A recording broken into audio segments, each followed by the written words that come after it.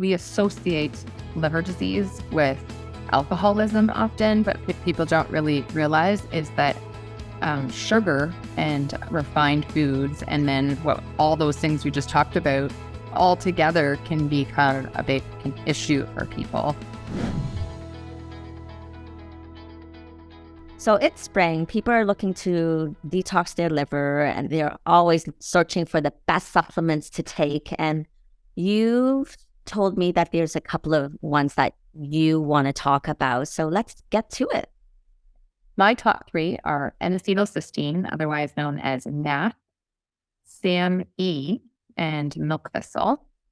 There are other various supplements that are supportive for the liver. Before I jump in, I do need to reference back to our previous podcast. I think the most important thing you can do for your liver is take breaks in certain chemical hits like alcohol, caffeine, so stimulants, protecting your liver by sleeping to regenerate it, which we talked in a previous episode, and which we can talk in a future episode.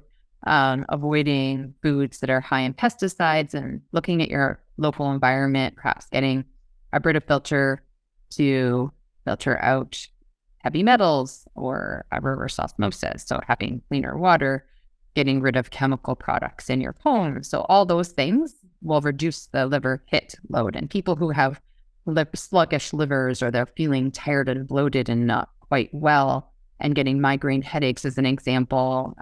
We've talked previously what fatty liver condition might, present with symptomatically. Sometimes they'll feel like they can't even walk through a perfume department without feeling they could get a headache. That could be a sign of, time to work on your liver if you're really sensitive to smells and getting headaches from it.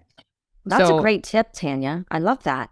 And so just to cut in and remind people, like if you want to go back to our previous episodes, go to myfertology.com.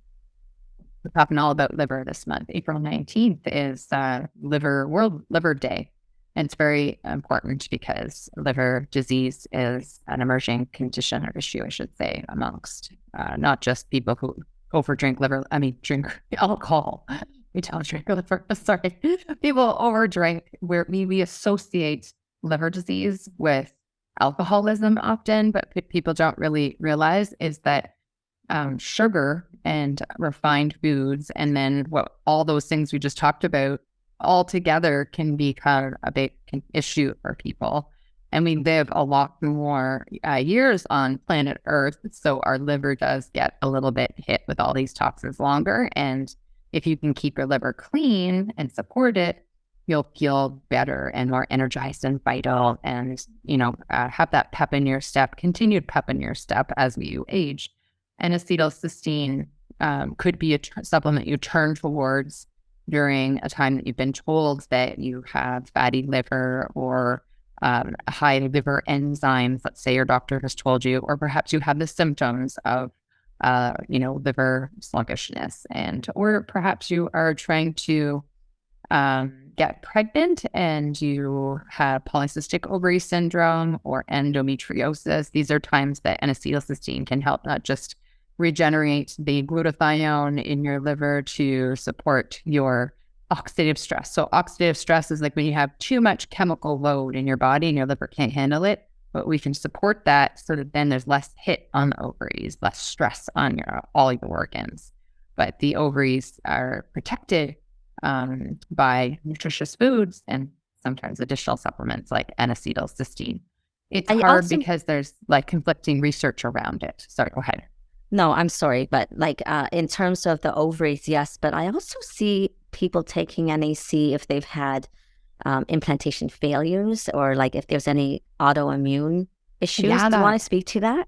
Sure. Well, with endometriosis, there's a small amount of literature that says that with recurring pregnancy loss, that N-acetylcysteine can help because of the oxidative stress around, when there's endometriosis. So that's like an inflammatory kind of condition, and you end up being in a more highly oxidative state. And so you're basically supporting your liver to create more glutathione, which settles that oxidative stress, increasing your chances of implantation. But then also backing up, improving your egg quality to even get pregnant. So, and then in terms of, you're saying, so in cases of implantation failure, but then you're also, right, and staying pregnant, right?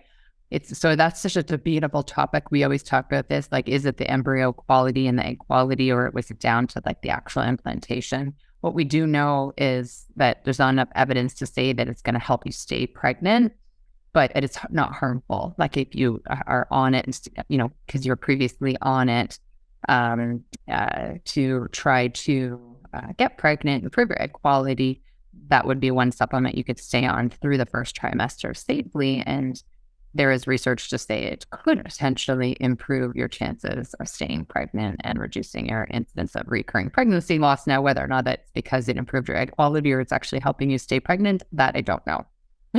So cool. Okay, so then how about the SAMe, which I personally actually I'm not familiar with it. So can you speak to us about that? And then sure. The thistle, and for both of them, are they safe for trying to conceive during pregnancy, for lactation, anytime it is fine or not?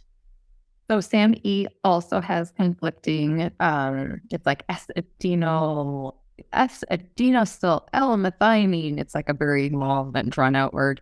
It has conflicting literature reviews on the topic of chronic liver disease and health, but it's an antioxidant as well that helps to restore liver glutathione, that little powerhouse antioxidant that helps to help the body detoxify.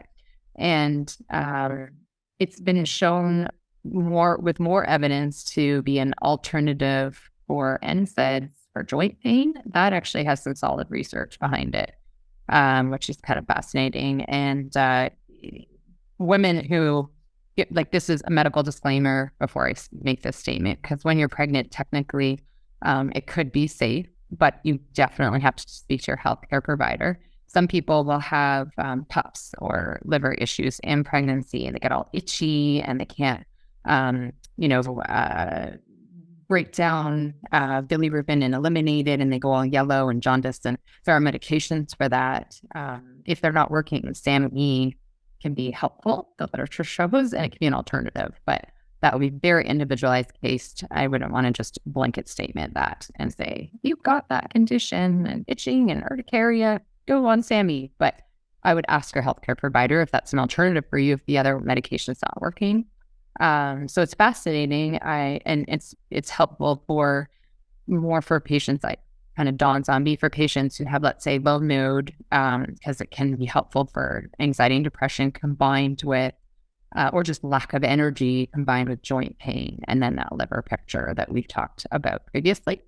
And then lastly, milk thistle is an herb that you can use in addition to clean eating. I would say prioritizing clean eating over everything and checking through your environment first, supplements last. In fact, sometimes I'll say to patients, stop all your vitamins and herbs because you need to give your liver a break. Or maybe you're just focusing on your liver supplements in addition to doing a liver detoxification.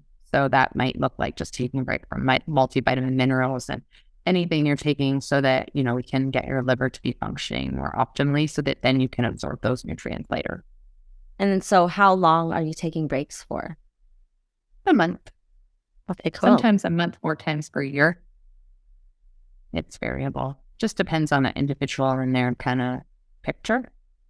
I think you probably know, like, can you kind of tell a liver picture patient? Like, what would you see? Oh, if there's liver qi stagnation. Well, Yeah. I mean, like in traditional Chinese medicine, we look at the tongue, which is the only visible internal muscle. Thank you for sharing your tongue. What would you say about my liver tongue? detox, honey. Right? Yeah. Mine one. And then the pulse taking. And by the way, for those of you that do not know, traditionally people took pulses even in the West, but it stems from China. But in the West, you look at the rate and the rhythm, which is a quantitative approach.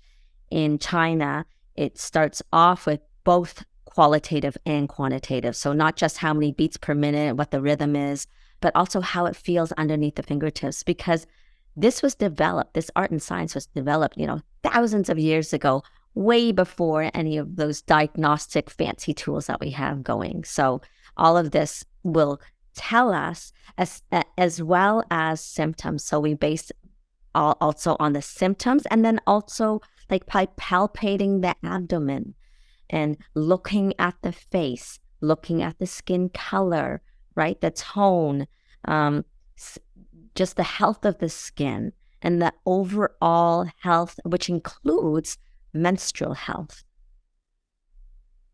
That's what I love about Chinese medicine, because you can go to a Western medical doctor and be so lost because you're told you're healthy and you think, no, you're not healthy, don't feel well. And maybe, you've been to a naturopathic doctor like me and you're taking vitamins and herbs and you've tried to change your diet, you're still not feeling well.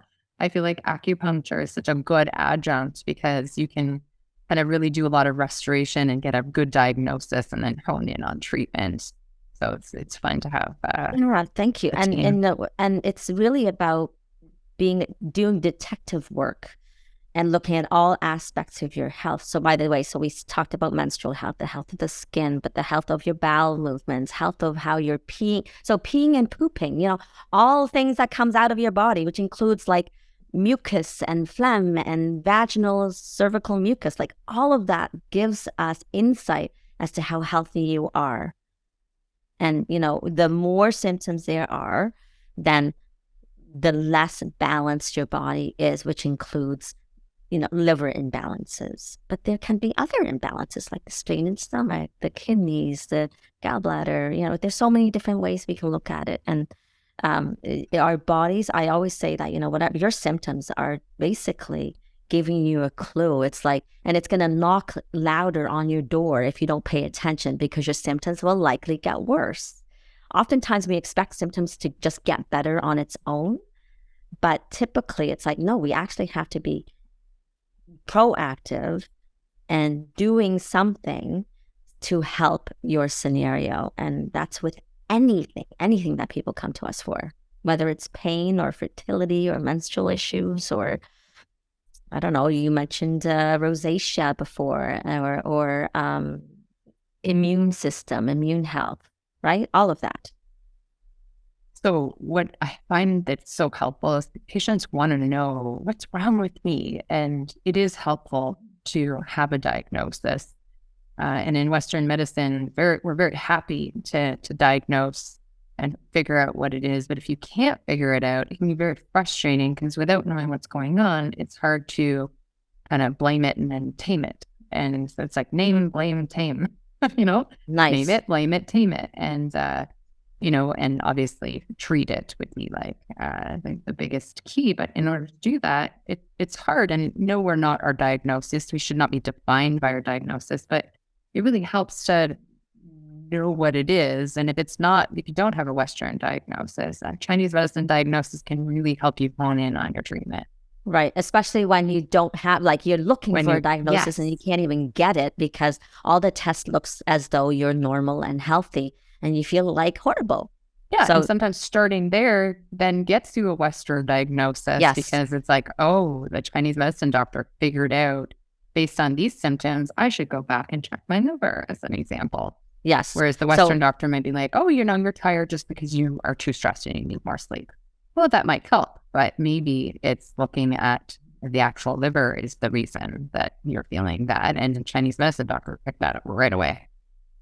And so circling back about NAC and SAMe and milk thistle, so these are ways that you can also utilize in a proactive measure. So if you don't have a diagnosis, it can be things that you can take.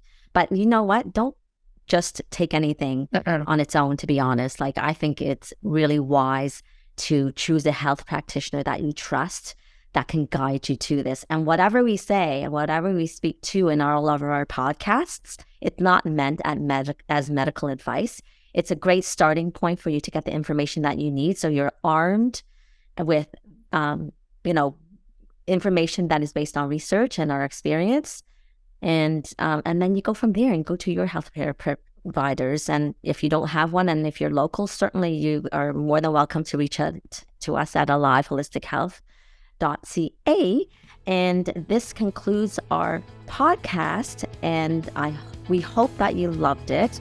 There are, how many episodes do we have now? Like lots. So you can go back and 2 years worth at least.